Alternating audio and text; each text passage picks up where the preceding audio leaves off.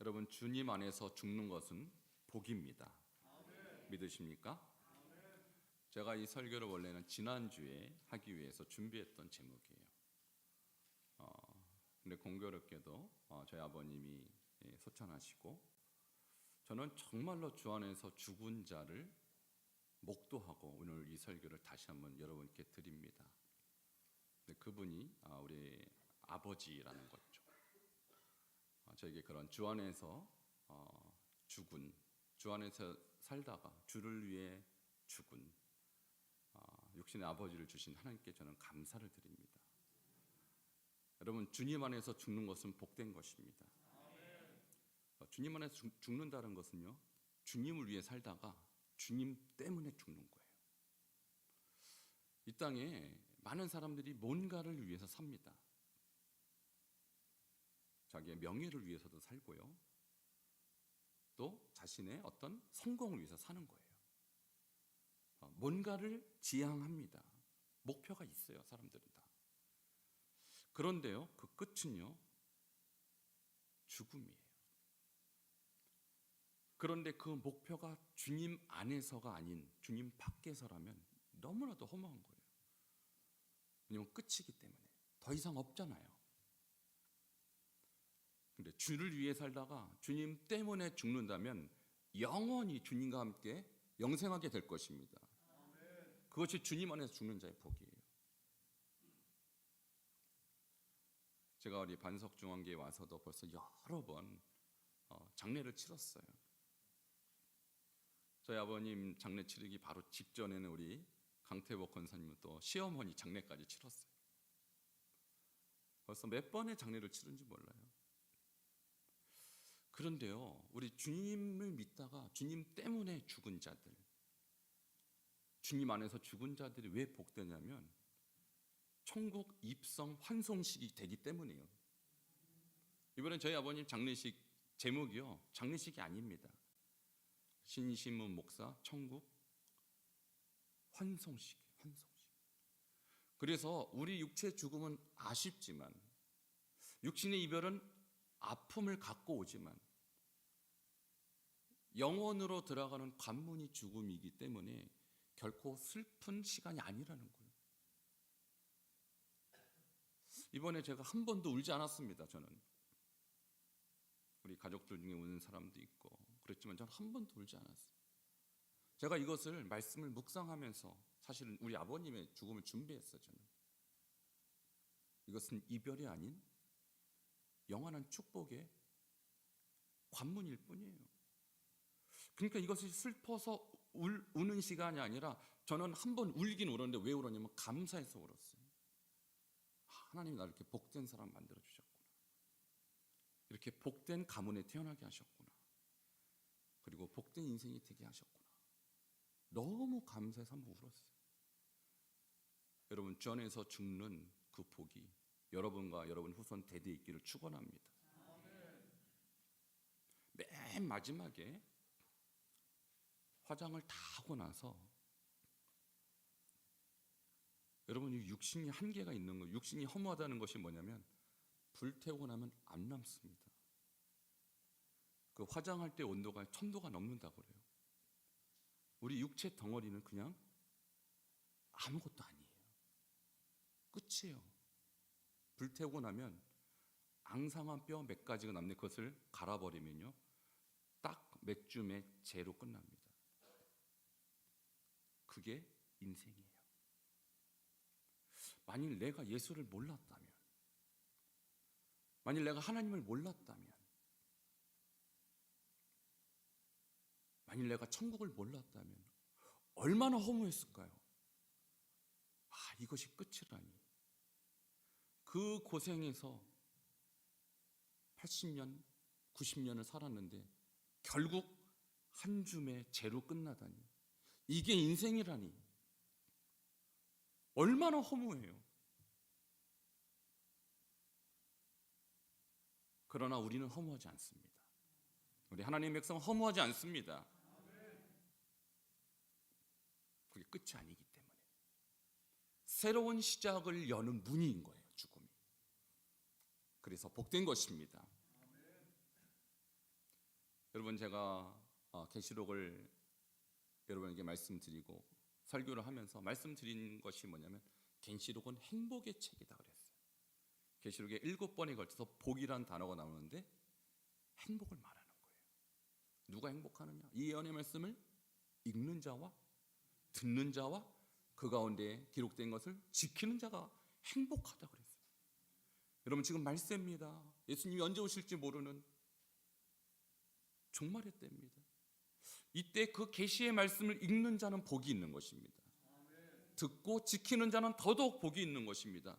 근데 그 복이 도대체 무슨 복이냐면 영생을 얻는 복이에요. 육신이 죽은 것이 끝이 아니라는 거예요. 이 두루마기를 빠는 자는 복이 있다. 거룩하게 사는 자는 복이 있다는 것입니다.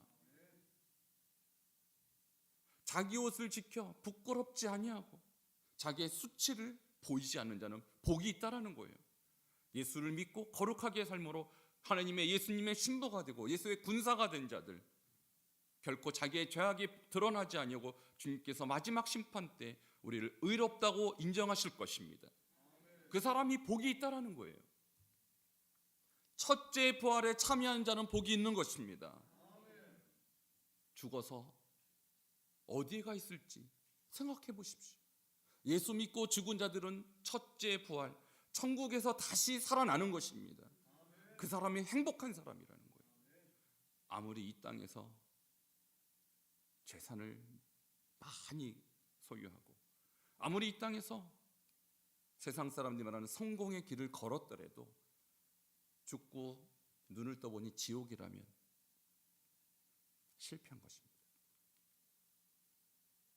여러분 주 안에서 예수 믿고 살다가 예수 위에 살다가 예수 때문에 죽는 여러분 되시길 축원합니다.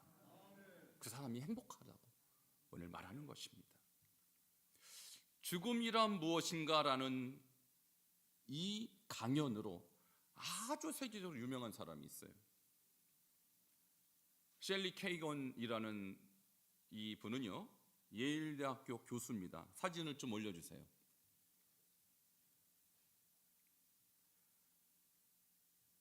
이 사람이 17년간 예일대학교에서 이 강의로 한마디로 센세이션을 일으켰어요.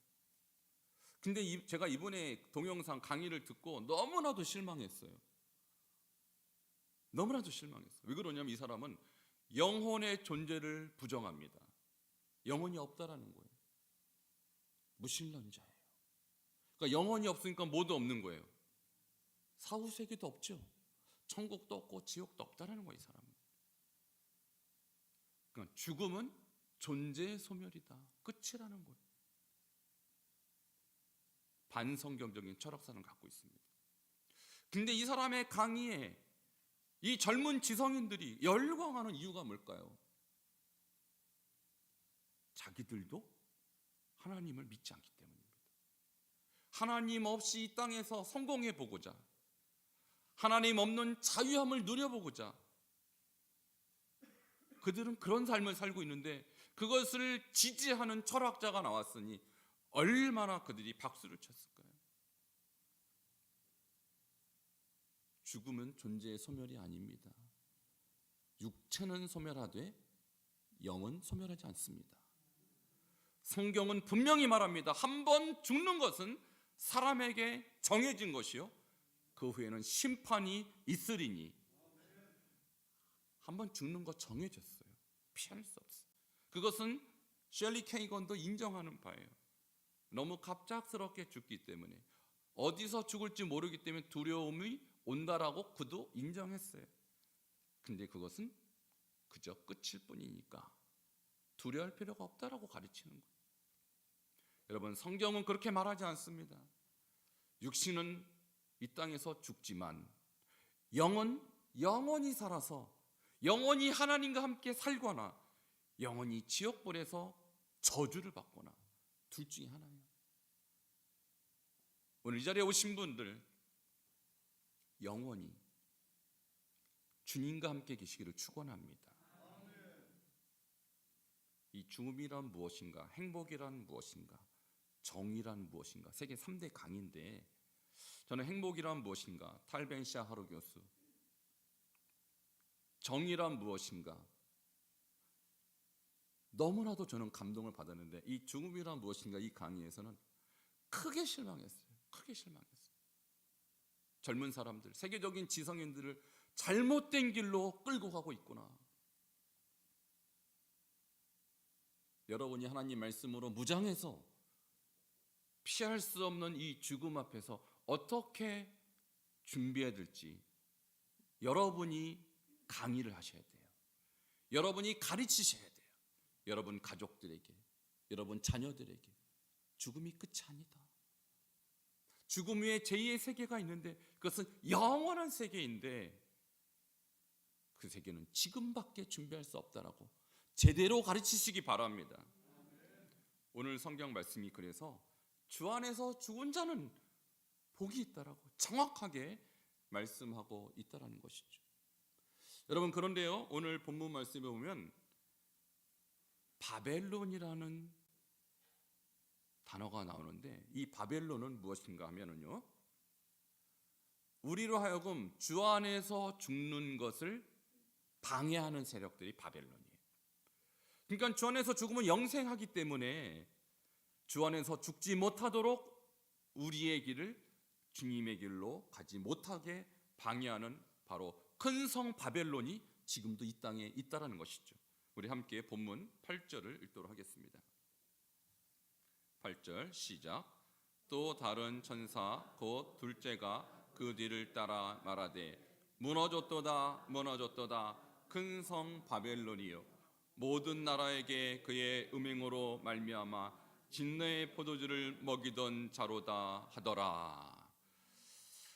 여기서 큰 성 바벨론이요 무너졌도다 무너졌도다 이 천사가 그렇게 선포하는데요, 여기서 바벨론은 시대적으로 말하면 로마 제국을 말하는 것입니다. 이 베드로 전서에도 베드로가 편지를 쓰면서 로마에 있는 교회에게 안부를 묻습니다. 여러분, 이 로마에 있는 이 교회를 베드로가 로마라고 못 써요. 바벨론에 있는 교회를 이렇게 썼어요. 그러니까 이것은 그 시대를 상징하는 일종의 은어와 같은 그런 암호와 같은 것입니다. 직접적으로 언급했다가는 큰 어려움이 있기 때문에 이렇게 암호로 쓴 것입니다. 근데 그 바벨론, 로마 제국은요 결국 저 성경의 예언대로 무너졌습니다. 이 땅의 정치 세력들, 이 땅의 그 어떤 권력도 영원하지 못해요. 무너집니다. 계시록에 쓰여질 때가 AD 95년쯤 되니까 로마 제국이 가장 강성할 때였어요. 근데 계시록은 이미 예언했습니다. 큰 성 바벨론이요 너희는 무너질 존재란다.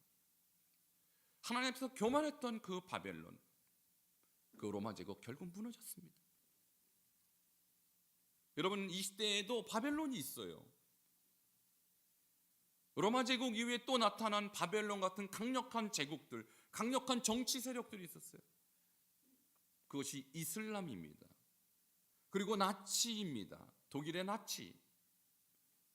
또 러시아와 소련과 중국과 지금도 북한에 존재하고 있는 공산주의 사상입니다. 이들의 특징은 다 하나님을 반대합니다. 하나님을 거부합니다. 거역합니다. 그리고 하나님을 믿는 사람들 끌어내려서 주 안에서 죽지 못하도록 방해하는 그런 사악한 세력들이에요. 그런데요, 모두 다 무너질 것입니다. 소련의 공산당이 무너질 줄 누가 알았습니까? 여러분, 하나님을 대적하는 모든 땅의 세력들, 정치 세력들 다 끝납니다. 오직 하나님만 영원한 거예요. 그래서 그 하나님을 따르는 자들, 그래서 예수 안에서 죽는 자들은 영원히 하나님과 동행하며 영생하기 때문에 복이 되는 것이죠. 근데 이 바벨론이 하는 짓이 뭐냐? 저기 이렇게 나와 있죠. 그의 음행으로 말미암아 진노의 포도주를 먹인다라는 거예요. 하나님 못 믿게 한다라는 거예요. 예수 안에 죽지 못하도록 한다라는 거예요. 지금 이슬람권이 그렇습니다. 지금 공산권이 그렇습니다. 지금 힌두권이 그렇습니다. 힌두교 믿는 자들 예수 믿었다가요 불태워 죽여요. 얼마나 무서운지 몰라요. 이슬람 믿다가 예수 믿잖아요. 아시지만 목을 댕강 참수해버립니다. 얼마나 무서운지 몰라요. 왜 그렇게 예수 믿는 걸 싫어할까요? 왜 그렇게 예수 믿는 걸 반대할까요? 공산당, 북한 가서 성경만 들고 있어도 사형입니다. 왜 그렇게 김일성 공산주의는 예수를 믿는 것을 그렇게 미워하고 싫어할까요? 왜냐하면 자기네들이 결국 가짜라는 게 드러나기 때문입니다. 오직 하나님만 영원하고 하나님 나라만 영원한 것입니다. 나머지 모든 바벨론 다 멸망하는 거예요.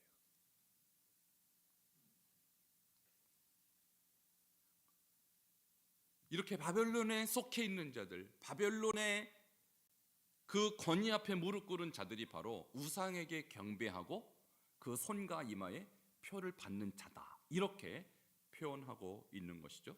9절을 함께 보도록 하겠습니다. 9절 시작. 또 다른 천사 곧 셋째가 그 뒤를 따라 큰 음성으로 이르되 만일 누구든지 짐승과 그의 우상에게 경배하고 이마에나 손에 표를 받으면, 여러분 우리가 신명기 이미 다 암송하고 공부했던 신명기 6장 4절에서 9절 쉐마 9절에 보면요, 이 이마 손에 문제가 등장하죠.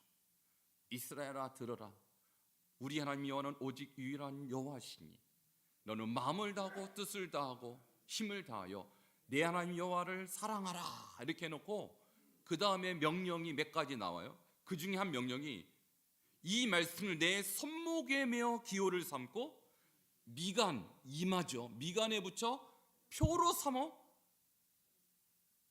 내 문설주와 바깥문에 기록하라고 이렇게 말씀하고 있어요.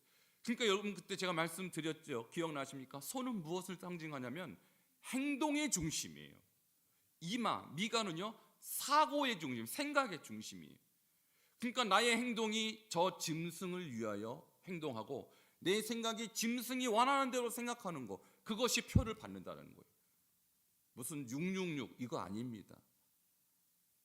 무슨 요즘 유행하고 있는 무슨 바코드니 무슨 여러분 베리칩이니 이런 거 아닙니다. 여러분 미혹당하지 마세요. 눈에 보이는 어떤 그런 것들이 아니에요. 무슨 베리칩이, 요즘은 백신도 그렇다고 자꾸 이렇게 하는데 그런 눈에 보이는 것들이 아니에요. 이 문제는 나의 이마에 하나님 말씀이 있거나 아니면 세속주의가 살아있는 것이죠. 그러니까 내가 누구를 위해서 사느냐예요.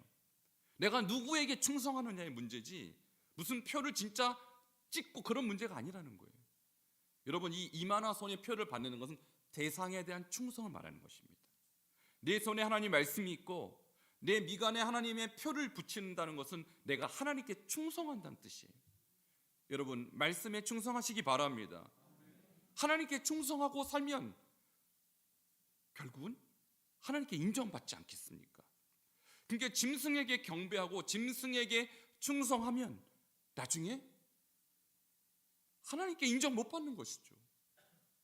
그 결과가 죽은 이후에 양과 염소로 갈라지고 천국과 지옥으로 갈라진다는 거예요.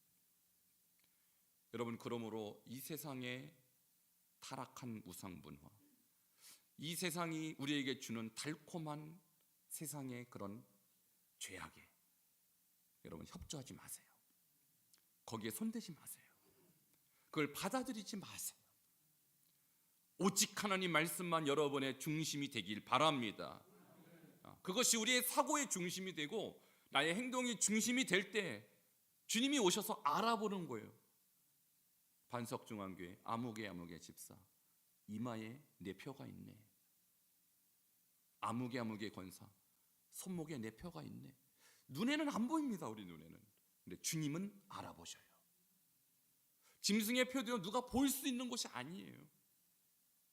눈에 띄는 것이 아니에요. 이것은 이미 세상 사람들, 이슬람에 속해 있거나 공산주의에 속해 있거나 이 세상의 어떤 사고 방식에 속해 있는 사람은 이미 이마나 손에 그 표가 이미 있어요.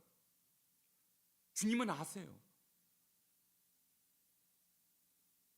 여러분 손에는 무엇이 있습니까? 지금 여러분의 머릿속, 여러분의 이마에는 어떤 생각이 있어요? 사람에게는 속일 수 있어도 주님은 속일 수 없어요. 여러분, 그래서 주야로 말씀 묵상하시기 바랍니다. 주야로 말씀과 함께 동행하시기 바랍니다. 이 사람이 복된 자예요. 이 사람이 주를 위해 죽다가 주님과 함께 영생할 사람이라는 거예요. 그러니까 우리가 죽어서 천국 갈지 죽어서 지옥 갈지 결정되는 게 아니고요, 이미 여러분의 머리에, 여러분의 손에 무엇이 있는지 주님이 아신다라는 거예요. 살아있을 때 결정됩니다.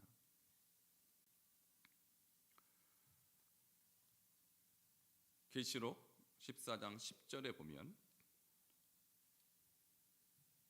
주 안에서 죽지 못하도록 하는 이 바벨론 세력이 결국 어떻게 되는지 나와 있습니다. 10절 같이 읽겠습니다. 시작.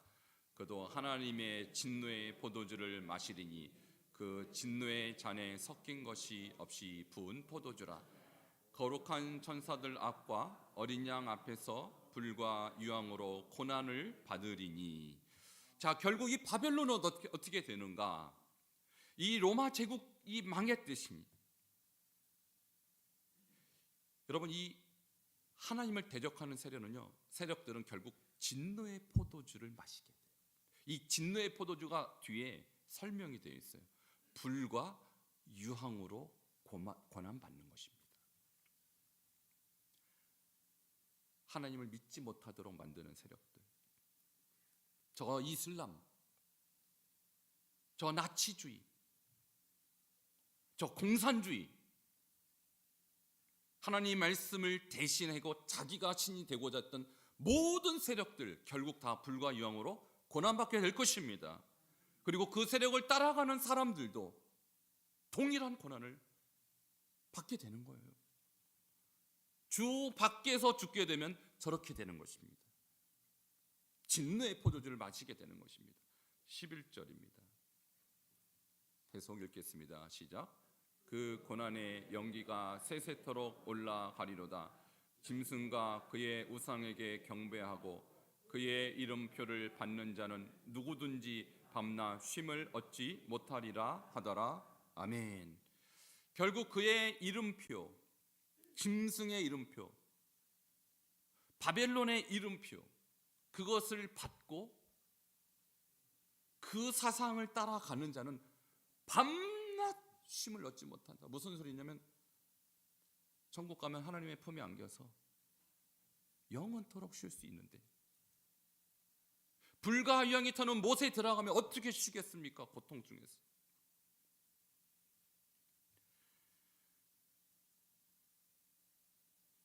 지금은 우리 눈앞에 이런 정치 세력들, 하나님을 대적하는 세력들이 강해 보입니다. 로마도 너무너무 강했던 제국이었습니다. 나치, 독일을 통치했고 너무너무 강했어요. 공산주의, 너무너무 강했어요. 지금도 북한 땅에선 공산당이 신입니다, 여러분. 김일성 주체 사상은 세계 10대 종교에 들어가요. 성도 2,500만 명, 어마어마한 성도를 갖고 있는 종교입니다. 김일성 주체 사상은.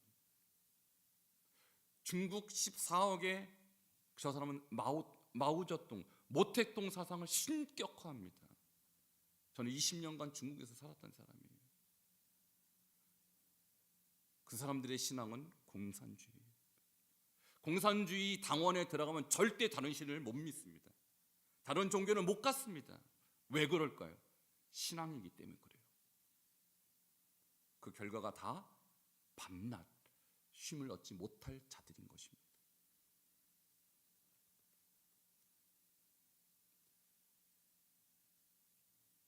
그러므로 우리 성도들은 어떻게 살아야 하는가?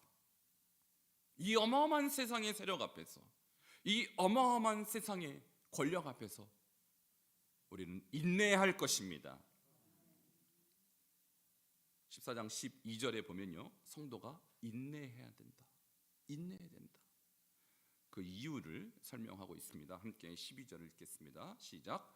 성도들의 인내가 여기 있나니 그들은 하나님의 계명과 예수에 대한 믿음을 지키는 자니라. 아멘. 성도들의 인내가 여기 있나니라는 이 표현은요, 좀 쉬운 성경 버전을 보면 이렇게 설명되어 있어요.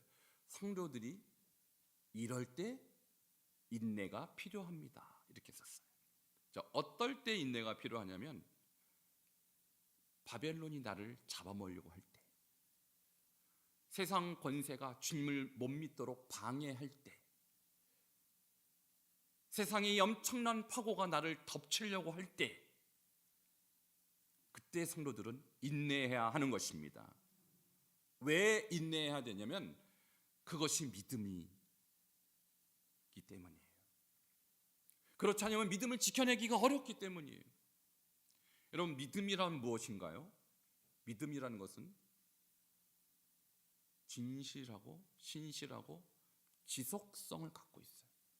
믿음이 있는데 중간에 사라진다면 믿음 없는 겁니다. 믿음의 특징은요, 지속성이에요. 그래서 신실하다라는 단어도요, 진실하다 단어도 결국은 지속성을 전제로 말하는 거예요. 지속적으로 신실하고 지속적으로 진실한 것이지 중간에 갑자기 거짓이 태어날 수 없는 거예요. 믿음은 계속 신실한 것이 중간에 갑자기 믿음을 이탈하지 않는다라는 거예요. 그래서 믿음은요, 인내와 동일한 뜻을 갖고 있어요. 히브리서 11장에는 수많은 인물들 한번 보시기 바랍니다.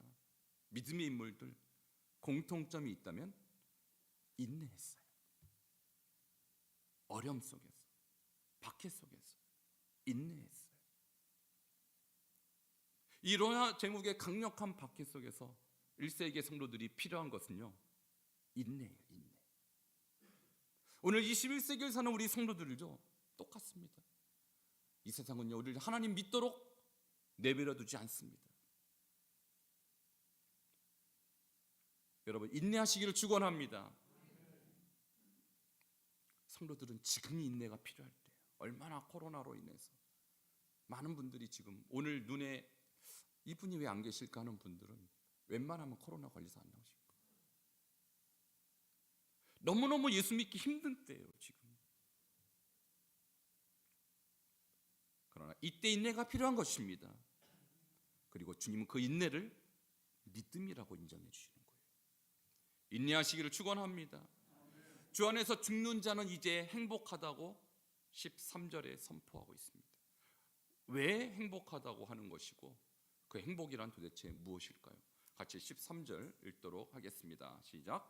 또 내가 들으니 하늘에서 음성이 나서 이르되 기록하라. 지금 이후로 주 안에서 죽는 자들은 복이 있도다 하시매 성령이 이르시되 그러하다. 그들이 수고를 그치고 쉬리니 이는 그들의 행한 일이 따름이라 하시더라. 아멘. 이 모든 일이 있은 후에 하늘에서 큰 음성이 납니다. 그리고 기록하라는 거예요. 뭐라고 말씀하시면 지금 이후로 주 안에서 죽는 자는 복이 있도다. 할렐루야. 여기서 지금 이후라는 것은요, 박해를 받는 것을 의미하는 거예요.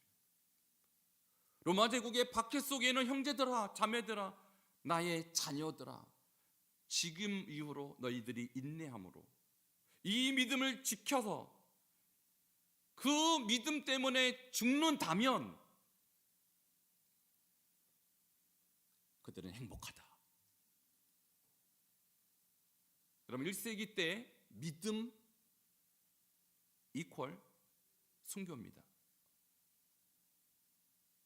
인내 이퀄 순교예요.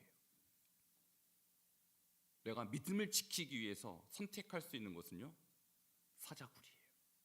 내가 믿음을 지키려면 화형장으로 끌려가야 돼요. 이것이 지금 이후로 주 안에 죽는 자의 의미입니다. 오늘날 대한민국에서 예수 믿는다고 죽이지 않습니다. 그럼 우리 시대, 우리 문화권에서, 나의 상황에서 주 안에서 죽는다는 것은 무엇을 뜻할까요? 주님은 여러분을 그냥 부르지 않으셨습니다. 부를 때는 목적이 있어요. 그래서 사명이라고 합니다. 그 사명 위하여 살다가 사명 때문에 죽는 자들, 그 사람이 복이 있는 것입니다. 김집사, 박권사, 신장로 다 여러분에게 직분을 주시고 그 직분을 위해서 여러분을 부르셨다면 여러분 그 직분을 위해서 죽으시기 바랍니다. 그것이 주 안에서 죽는 거예요. 우리가 이슬람의 통치를 받지도 않습니다. 공산주의의 통치도 받지도 않습니다. 우리는 순교할래야 순교할 수 있는 상황이 아니에요. 얼마나 행복해요. 그럼 우리가 주 안에서 죽을 수 없는 건가요? 여러분, 이번에 저희 아버님 소천하시고 천국 환송식 때 우리 한강중앙교회 장로님 한 분이 이 조사를 쓰셨어요. 그 조사에 쓴 글이요, 신신묵 목사가 한평생 살아온 길을 간단하게 요약한 것입니다.